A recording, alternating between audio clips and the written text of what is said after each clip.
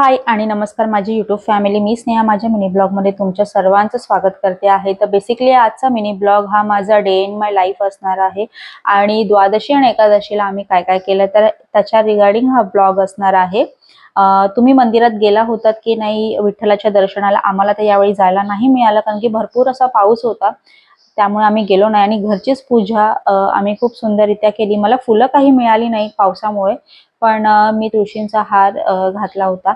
Morning routine झाल्यानंतर मी माझी घरातली जी काही बेसिक कामं होती ती आवरावर करायला घेतली. त्यानंतर सुंदर असा स्वयंपाक बनवला. दुपारी मी बटाट्याची भाजी केली होती. त्यानंतर संध्याकाळी म्हणजे हा संध्याकाळची क्लिप टाकली आहे, मी आळूवडी करायला घेतली.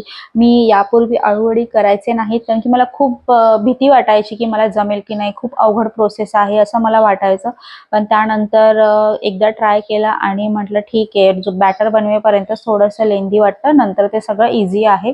तर इथे बॅटरमध्ये मी चिंचेचा कोळ, तीळ आणि गूळ आवर्जून घालते कारण की मला ते आवडतं आणि माझ्याकडे धणेपूड नव्हती, ते मी ॲड केलं नव्हतं. त्यानंतर हे जे मिश्रण उरलं आहे त्याच्यामध्ये मी कोथिंबीर ॲड करून कोथिंबीर वड्यासुद्धा बनवून घेतल्या.